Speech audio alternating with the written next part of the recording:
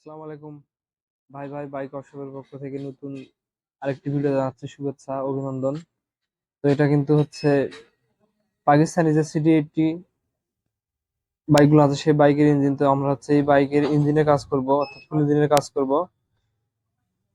তো এই বাইকগুলো আসলে ভালো বাইক, যদি এগুলোর কাজ সুন্দরভাবে বুঝে শুনে এবং সঠিকভাবে কাজ করা যায় তাহলে কিন্তু বাইকের পারফরমেন্স ভালো পাওয়া যায়। তো এই বাইকগুলো কাজ করতে গেলে কিভাবে কাজ করতে হবে এবং কি কি নিয়মে কাজ করতে হবে, যেমন হচ্ছে সিলিন্ডার বোরিং বা স্লিপ, তারপরে হচ্ছে আপনার হেডের কি কি পরিবর্তন করতে হচ্ছে, তারপরে আপনাদের হচ্ছে দেখাই আমি ইঞ্জিনের যে ক্রাঙ্কশেফট, তো ক্রাঙ্কশেফট বিয়ারিং কানেক্টিং, মানে কি কি কাজ করলে বাইকগুলো হচ্ছে সাউন্ড ভালো হয় এবং ইঞ্জিনের শক্তি এবং তেল মাইলেজ ভালো হয়, আমি সেই সব বিষয়ে বিস্তারিত বলবো। তো এবং এই বাইকগুলো কাজ করতে কত টাকা খরচ হয় সে বিষয়ে বিস্তারিত বলবো। যদি এইসব বিষয়ে আপনাদের জানার প্রয়োজন হয় বা প্রয়োজন থাকে তাহলে আপনাদেরকে অবশ্যই ফুল ভিডিওটি দেখতে হবে। তো চলুন কথা না বাড়িয়ে আমরা কাজে চলে যাই। তো এই যে এটা কিন্তু বাইকটা আমরা যে ইঞ্জিনে কাজ করবো সেটা হচ্ছে এই বাইকটা হুন্ডা কোম্পানির পাকিস্তানি বাইক। তো হচ্ছে আমরা এই যে এদিকে বাইকটা হচ্ছে সেটিং করতেছি অলরেডি, তো সেজন্য ভালো একটা ভিডিও নেই। তো এই বাইকটা হচ্ছে আমরা এদিকে কিন্তু আপনারা দেখতে পাচ্ছেন ক্রাঙ্কশেফটটি লাগাইছি, ক্রাঙ্কশেফট কিন্তু লাগানো হয়েছে, কানেক্টিং রড লাগানো হয়েছে। তো বাইকটাতে আমরা হচ্ছে মেন পার্টটা আগে ফিটিং করছি, ভিডিওটা অনেক বড় হয়ে যায় সে কারণে মেন পার্টটা আগে ফিটিং করে রাখছি। তো মেন পার্টে বেশি তেমন কোনো কাজ নেই বা তেমন কোনো কিছু নেই। তো আমরা শুধু মেন পার্টে হচ্ছে কানেক্টিং রড পরিবর্তন করে দিছি, ক্রাঙ্কশ্যাফটের দুইটা বিয়ারিং পরিবর্তন করে দিছি।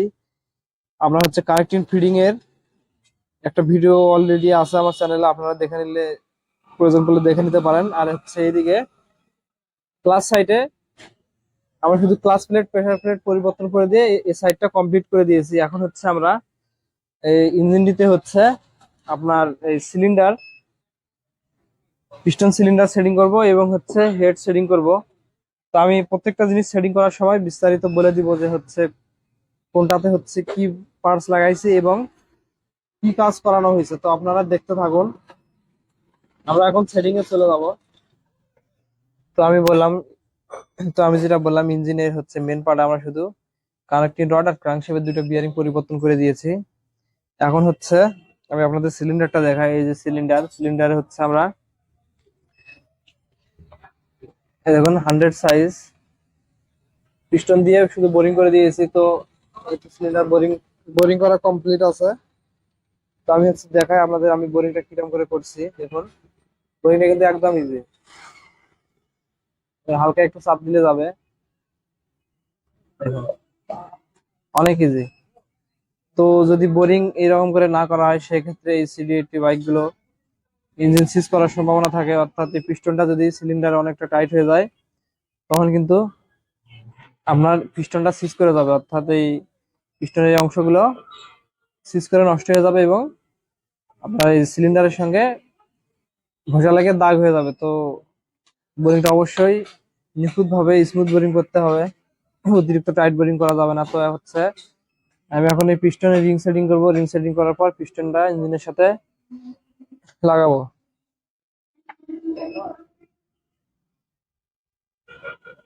তো আমি পিস্টনের রিং সেটিং করবো, প্রথমে অয়েল কন্ট্রোলার রিংটি হবে,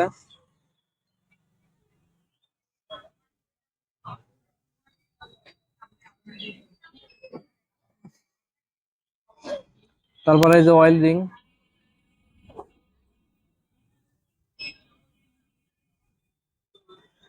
তারপর আরেকটা অয়েল রিং আছে,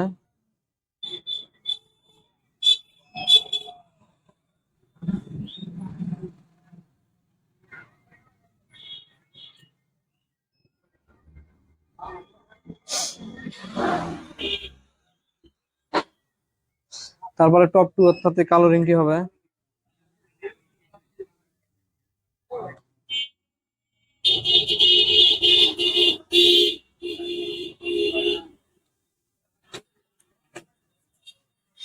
এরপরে টপ ওয়ান অর্থাৎ সাদা রিংটা হবে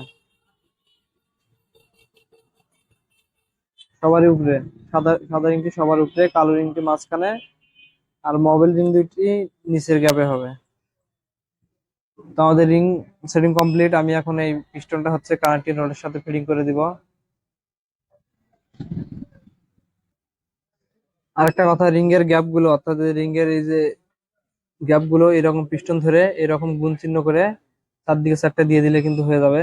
শুধু গজেন পিনের সাইডে রিং এর জোড়া দেওয়া যাবে না, তাছাড়া যে কোনো চারদিকে চারটা জোড়া দিয়ে দিলে হয়ে যাবে। আমি এখন একটা ফিটিং করে দিব।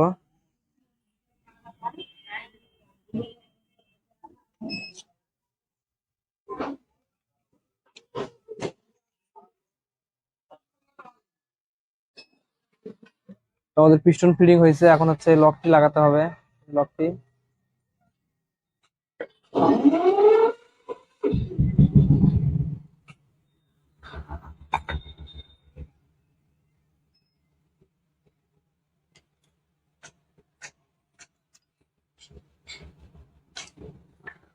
বাস। এখন হচ্ছে এখানে গ্যাসকিট দিয়ে দিব। গ্যাসকিট দেওয়ার পরে সিলিন্ডারে পিস্টনে ইঞ্জিন অয়েল একটু করে দিয়ে সিলিন্ডারটি বসাই দিব। তো আমি এখন সিলিন্ডারের গ্যাসকিটটা বসাই দিচ্ছি, একটু করে হালকা করে আঠা দিয়ে দিয়েছি যেন ইঞ্জিন অয়েলটা লিক না করে। এখন এখানকার আর এখানে যে হচ্ছে এখানে যে ওরিং গুলো থাকে ওরিং গুলো কিন্তু দিয়ে দিব।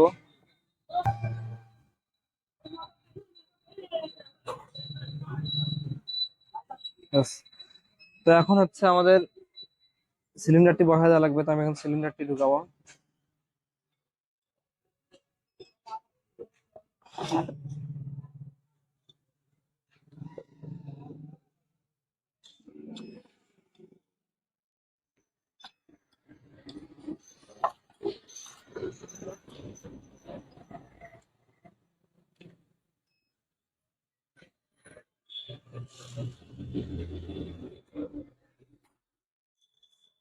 তো দেখতে পেলেন আমি কিন্তু সিলিন্ডারটি বসাই দিলাম এবং পিস্টন অনেক ইজি।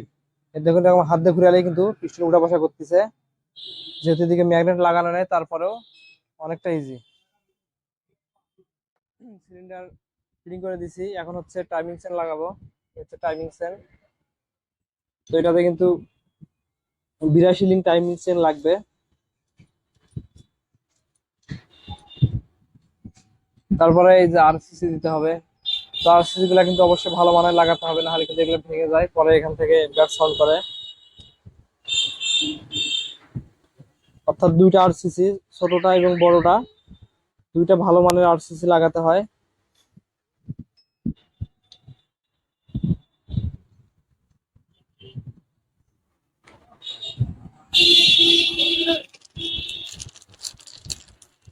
তো আমরা এখানে এফসি কোম্পানির, এটা কিন্তু পাকিস্তানি পাকিস্তানি হচ্ছে আরসিসি, তো আমরা এটা লাগালাম। এটা মোটামুটি ভালো আরসিসি। ছোট আরসিসিটা এটা হচ্ছে লাগাবো।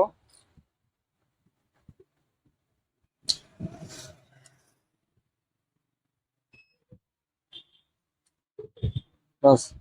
তো আমি হচ্ছে এখন হেড গ্যাসটি লাগিয়ে দিয়েছি, এখানে দেখুন হেড গ্যাসটি লাগানো আছে। এখন হচ্ছে আমি হেডটা বসাই দিব বা হেডটা ফিটিং করব। তো এদিকে আমি হচ্ছে হেড গ্যাসটি একটু হালকা করে আঠা দিয়ে দিলাম, টাইমিং স্পকেট লাগাইছি। এখন হচ্ছে হেডের বিষয়ে আসা যাক। তো হেডে হচ্ছে আমরা যে কাজগুলো করছি এটা হচ্ছে দুইটা ভাল্ব, নতুন ভাল্ব দিয়ে দিয়েছি, ভাল্বের রুলসে লাগাইছি। আর হচ্ছে রকার আর্ম গুলো আমাদের আগের গুলো ভালো ছিল, আগের গুলো দিয়েছি, রকার পিনও ভালো ছিল, শুধু এখানে ক্যাম শেপটা নষ্ট হয়ে গেছিল। দেখুন ক্যাম শেপের এখানে এই জায়গাগুলো স্ক্র্যাচ পড়ে গেছে দুই জায়গায়, যেহেতু ক্যাম শেপটার বিয়ারিং থাকে না। এরকম যদি স্ক্র্যাচ পড়ে যায় তো এখানে কিন্তু বাজে সাউন্ড করে। যেহেতু এখানে বুশ থাকে, বুশের উপরে ক্যাম শেপটা ঘুরে, সেহেতু হচ্ছে আমরা ক্যাম শেপটি নতুন লাগাই দিলাম।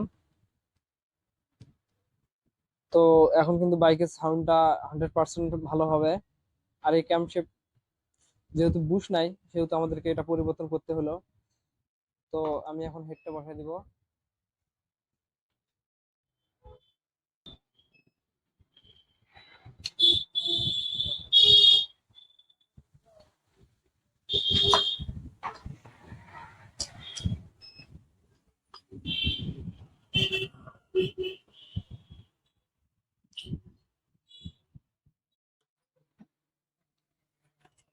তো এখানে কিন্তু যে পিতলের একটা চাগি থাকবে সেটা কিন্তু নিচের এই অংশটাই হবে, এটাতে কিন্তু ইঞ্জিন অয়েলটা আসে।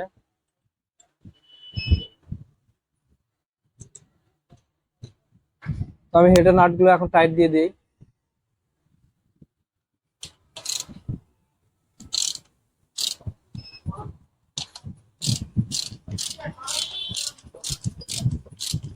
তো আমি এখানে হেড নাটগুলো টাইট দিয়ে দিচ্ছি। এটা কিন্তু ফুল টাইট দিয়ে দিতে হবে, না হলে কিন্তু লুজ থাকলে এখানে হেড গ্যাসকেটটা, এটা যে গ্যাসকেট দেওয়া থাকে সেটা কিন্তু কেটে যায় বা ফেটে যাওয়ার সম্ভাবনা থাকে। তো অবশ্যই নাটগুলো ফুল টাইট দিয়ে দিতে হবে।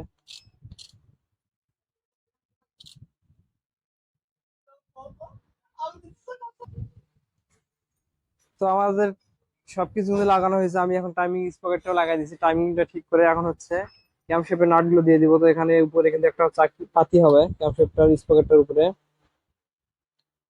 চাকিটা দিয়ে দিলাম। এখন হচ্ছে নাট গুলো লাগাই দিব।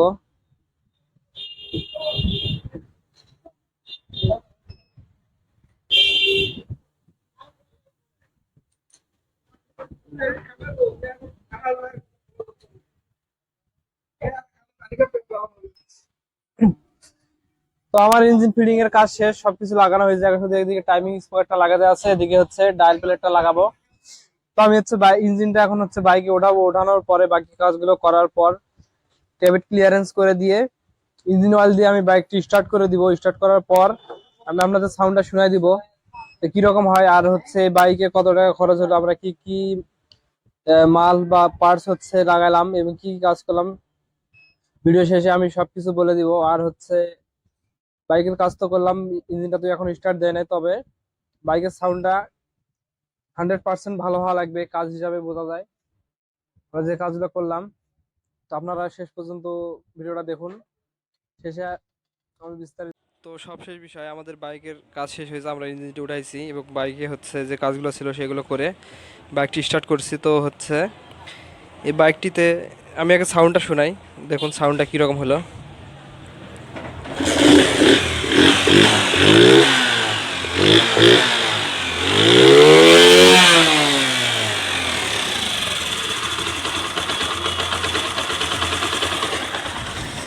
তো এই ছিল বাইকের সাউন্ড। তো এই বাইকগুলো আসলে যদি ভালো করে কাজ করা যায় সেক্ষেত্রে, ভালো করে বলতে বুঝে শুনে কাজ করলে সাউন্ড ভালো হয় এবং পারফরমেন্সও ভালো হয়। তো এই বাইকটিতে আমরা যেগুলো মাল লাগাইছি সে মালগুলোতে খরচ পড়ছে 4,000, মানে আমাদের মজুরিটা বাদ দিয়ে শুধু যে মালগুলো গেছে এবং লেদের যে কাজ সেগুলো মিলে 4,000 টাকা খরচ হয়েছে। তো সাউন্ডটা কেমন হলো অবশ্যই জানাবেন। তো আজকের ভিডিও এই পর্যন্তই। ভিডিওটা যদি ভালো লাগে তো অবশ্যই লাইক করে দিবেন। চ্যানেল নতুন দর্শক হলে চ্যানেলটি সাবস্ক্রাইব করবেন, আর আগে থেকে যারা সাবস্ক্রাইব করেছেন তাদেরকে অসংখ্য ধন্যবাদ। তো দেখা হবে পরের কোনো মোটরসাইকেল রিলেটিভ ভিডিও নিয়ে। সে পর্যন্ত ভালো থাকবেন সবাই। আল্লাহ হাফেজ।